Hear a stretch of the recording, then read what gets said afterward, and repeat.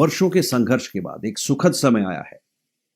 श्री राम के भव्य मंदिर का निर्माण होने जा रहा है और उस निर्माण के साथ ही विश्व हिंदू परिषद ने श्री राम मंदिर निर्माण के लिए निधि समर्पण अभियान की भी शुरुआत की। और इसी पर चर्चा करने के लिए हमारे साथ इस समय मौजूद हैं श्री राम जन्मभूमि तीर्थ क्षेत्र न्यास के महासचिव श्री चंपत राय। चंपत जी, बहुत बहुत स्वागत है। ये इतना बड़ा अभियान चलने जा रहा है, इसका लक्ष्य और इसका हेतु ये क्या है? देखो, हम ये सदैव से बोलते आ रहे हैं कि राम इस देश को जोड़ने वाली शक्ति है। राम सब के, सब राम के।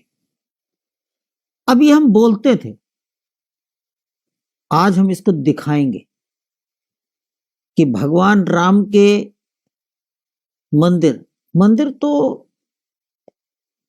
एक प्रचलित भाषा है, कानून की भाषा है।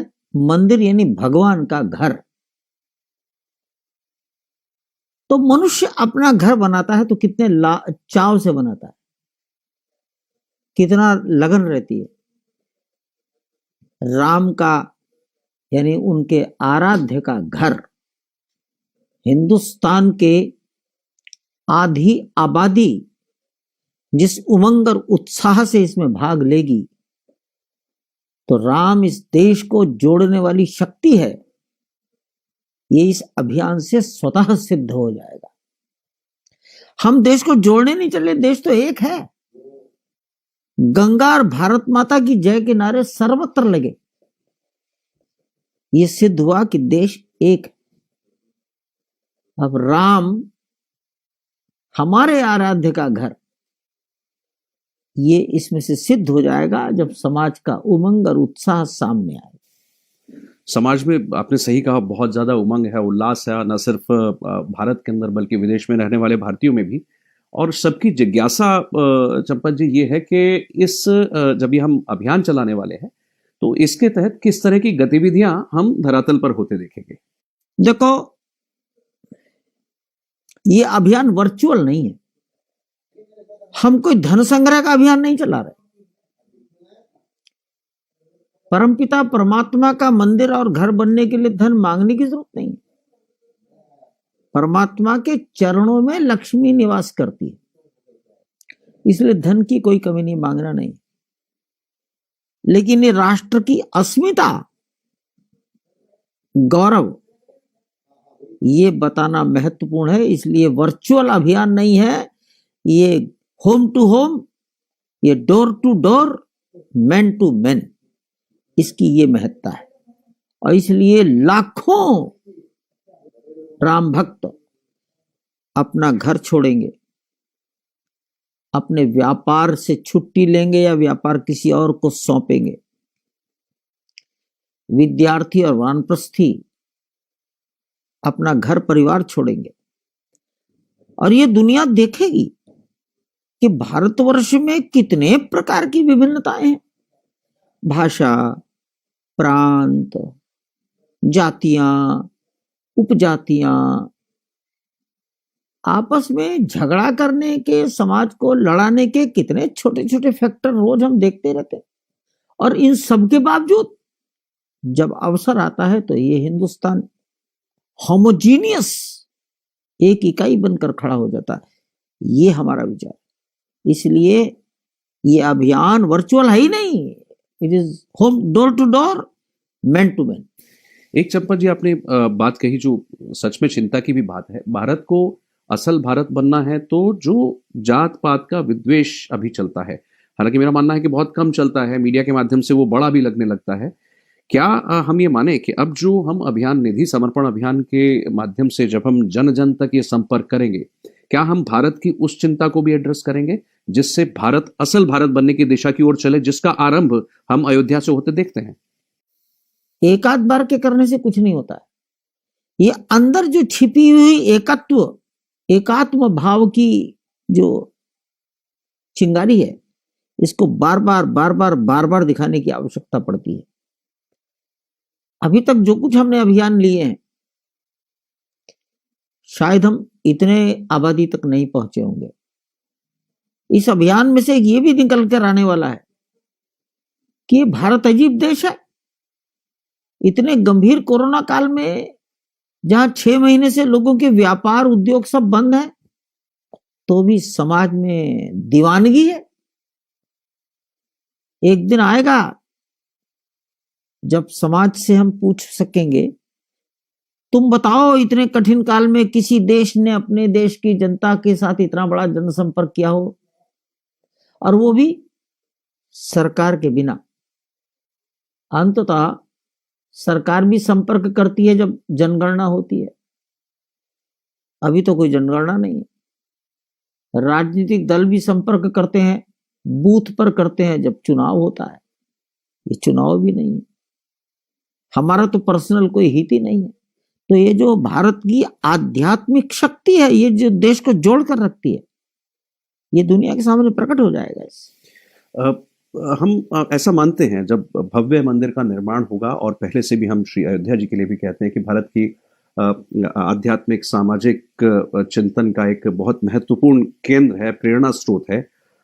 ये जो पूरा अभियान है और इसको लेकर के और मंदिर निर्माण तक की प्रक्रिया में उस केंद्र को हम कैसे दुनिया तक पहुंचाएंगे कि भारत की असल आत्मा, उसका असल जो भाव है, वो वहां से तत्व निकल करके पूरे भारत में किस तरह से प्रसार होता है, ये जरा थोड़ा। ये तो ऑटोमेटिकली हो जाएगा। ऐसा कौन सा तत्व है जिसके लिए लाखों लोग अपने घर को छोड़कर काम करेंगे? ये एग्जाम्पल हो जाएगा। ऐसा कौन सा तत्व है जिसके लिए देश के 5 लाख गांवों तक पहुंच जाएंगे, हिंदुस्तान के 4000 वार्डों तक हम पहुंच जाएंगे, देश की आबादी के आधा हिस्सा को हम टच कर देंगे। दूसरा कोई तत्व ही नहीं है। तो इसलिए ये स्वतः ही होने वाला है। चंपा जी, मंदिर की योजना को लेकर मुझे लगता है कि अंतिम प्रारूप उसका बन चुका होगा। थोड़ा विस्तार से मंदिर के बारे में बताएंगे, किस तरह का मंदिर निर्माण होने वाला है, एक कल्पना जिससे हमारे मन में सबके आ सके। जो मंदिर बनाना था उसकी ड्राइंग, उसका मानचित्र 1986-87 में बनाया गया था। तब कोई जमीन हमारे पास नहीं थी, तो जितना संभव था उतना ड्राइंग थी। 270 फीट लंबा, 135 फीट चौड़ा, G+1। परमात्मा की कृपा थी कि अब 70 एकड़ जमीन हो गई, तो विचार हुआ कि इसका आकार भी थोड़ा बढ़ा दिया जाए। आकार बढ़ा दिया, लंबाई 360 फीट हो गई, चौड़ाई 235 फीट हो गई, और ऊंचाई पहले 141 फीट थी, अब 161 फीट हो गई। पहले G+1 था, अब G+2 हो गया। दाएं बाएं 2 मंडप बढ़ा दिए, तो लंबाई की दिशा में पश्चिम से पूर्व की ओर 1 मंडप और बढ़ा दिया। जी, मुझे लगता है लगभग ये मानचित्र है जो हम देख रहे हैं। हाँ, यही है जी। और इस पूरे मंदिर में लगभग 4 लाख क्यूबिक फीट पत्थर लगने की संभावना है। जी। हमारे पास 70 से 75 हजार क्यूबिक फीट पत्थर रेडी है। उस ग्राउंड लेवल से फर्श लगभग 16.5 फीट ऊंचा रहेगा। अर्थात सड़क से कोई आदमी आएगा तो 32 सीढ़ियां चढ़ने के बाद ऊपर जाएगा, तब वो मंदिर के प्लिंथ लेवल पर फर्श पर पहुंचेगा। मंदिर को चारों ओर एक बहुत विशाल परकोटे से कवर किया जाएगा। परकोटा ये मंदिर की उत्तर भारतीय भाषा है। कहीं कहीं इस परकोटे को प्राकार भी बोलते हैं। आप लोग इसे सिक्योरिटी वॉल भी कह सकते हो, कोई बाउंड्री वॉल कहेगा। मंदिर की शब्दावली में ये परकोटा है। ये और भी अधिक बड़े एरिया में बनेगा। 70 एकड़ भूमि का सर्वांगीण विकास करेंगे। उसमें भारत को संजोने की योजनाएं दिमाग में लोगों की चल रही हैं। चंपा जी, मंदिर का ये जो हम कुछ देख रहे थे, कुछ नया जो प्रारूप बनकर आया है, इसके बारे में थोड़ा आपने विस्तार से अभी हमें बताया कि इसमें मंडप की हमने थोड़ा उसका आकार भी बढ़ा दिया है, और क्या क्या इसमें विशेषताएं रहने वाली है। इसका जो भूतल है उसमें रामलला विराजमान रहेंगे गर्भगृह में, और जो प्रथम तल होगा वहां भगवान का दरबार रहेगा। एक मंजिल चूंकि 20 फीट ऊंची है, तो G 20 feet +1 20 feet, total 40 feet हो गया। इसके ऊपर सेकंड फ्लोर पर किसी को भेजना ये उचित नहीं होगा। 60 फीट ऊंचाई पर जाना ये किसी भी प्रकार उचित नहीं माना जाएगा। इसलिए ग्राउंड लेवल पर गर्भगृह में रामलला और फर्स्ट फ्लोर पर दरबार। एक दूसरा विचार चल रहा है कि क्या रामनवमी के दिन सूर्य की किरणें भगवान के मुखारविंद को चमका सकती हैं? सामान्यतः मंदिरों के गर्भगृह में मनुष्य नहीं जाता है, गर्भगृह के बाहर दूर से दर्शन करता है। तो कोई ऐसा 3D व्यवस्था हो सकती है कि मनुष्य को लगे कि मैंने गर्भगृह में जाकर भगवान के चरणों में मस्तक नवाया है। ये इस मंदिर के साथ एक विशेष बात आपके सामने रखी है मैंने। चंपा जी, मंदिर का एक भव्य खाका आपने दिया और मुझे लगता है कि हमारे दर्शकों को जरूर अच्छा लगा होगा, लेकिन मंदिर के आसपास का एक बहुत बड़ा विस्तृत क्षेत्र है, उसमें कई सारी चीजें हैं और आपने अभी कुछ समय पहले कहा कि उसमें एक भारत की झलक होनी चाहिए। तो ऐसा क्या उसमें भारत की झलक जैसा होगा जो मुझे लगता है कि कश्मीर से लेकर केरल तक, कन्याकुमारी तक सब तरह के लोगों के लिए एक अपना भारत का उनको एक तस्वीर वहां नजर आए? हाँ, ये सोच है। परकोटे पर कैसी मूर्तियां बने, कहीं भी कुछ भी बने, तो उसके पीछे कोई चिंतन हो। भारत और दुनिया में कितने प्रकार की रामायण है, किस किस देश में राम को किस रूप में देखा और पूजा जाता है। उस देश में तो नहीं जा सकते, उसका दर्शन अयोध्या में कर सकते हैं। किसी को अनुसंधान करना है, यहां आकर कर सकता है। तो एक है राम को प्रस्तुत करने वाला अद्भुत संग्रहालय, शोध केंद्र, ऐसा एक पुस्तकालय,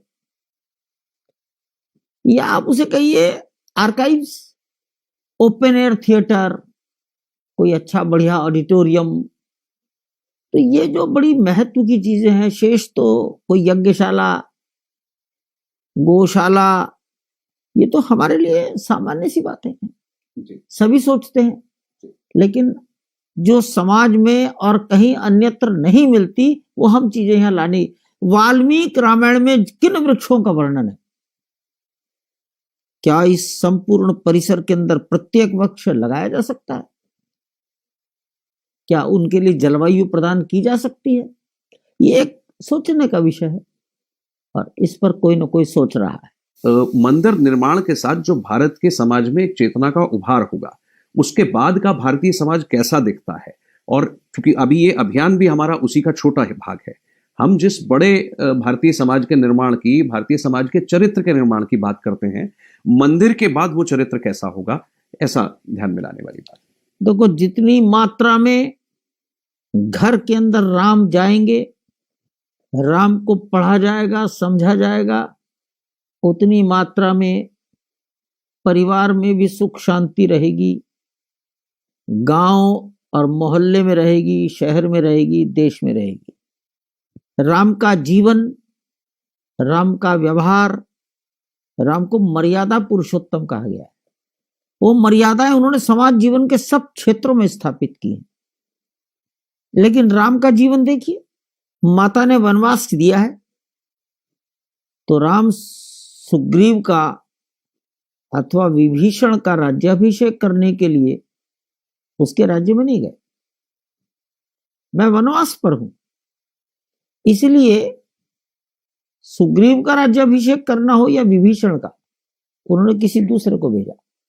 अब समाज अगर राम को हृदयंगम करेगा तो इस गुण को भी करेगा, तो समाज के अंदर गुणों के विकास होने की संभावनाएं भी बढ़ेंगी। राम ने कभी किसी को दोष ही नहीं दिया, राम ने सबको गले लगाया। राम के इन गुणों को भारत जैसे जैसे समझेगा, वैसा वैसा आत्मसात करने की ओर भी बढ़ेगा। भारत अपने मूल रूप में भी सामने आएगा, परंतु ये एक लंबा प्रोसेस है, ये कोई एक घटना से ऐसा नहीं होगा। लेकिन हां, घर के अंदर कथाएं होती हैं, उसका परिणाम होता है। आज कथाओं में नवयुवकों की संख्या बढ़ रही है। तीर्थ यात्रा पर जाने वाले लोगों में नवयुवकों की संख्या पर्याप्त रहती है। जैसे जैसे हम अच्छी बातों का, अच्छे जीवनों का समाज में प्रस्तुतिकरण करेंगे, ये समाज का जो जागरण है उतनी मात्रा में अधिक होगा। और ये जो धूल जमी है, बस केवल ये धूल हटाने की आवश्यकता है, अग्नि वहां पहले से है सुरक्षित। चंपा जी, आपका बहुत बहुत धन्यवाद। आपने जो रूपरेखा मंदिर के निर्माण की रखी है और फिर निधि समर्पण अभियान की जो आपने रखी है, उससे हमारे दर्शक जो हैं वो बेहद लाभान्वित होने वाले हैं। और जो चेतना का संचार उन सब में होगा, एक नई ऊर्जा का संचार जो उसमें होगा, वो एक नए भारत की तस्वीर पूरे विश्व के सामने जरूर रखेगा। चंपत जी, बहुत बहुत धन्यवाद। इसी आशा के साथ, उम्मीद के साथ, जय श्री राम।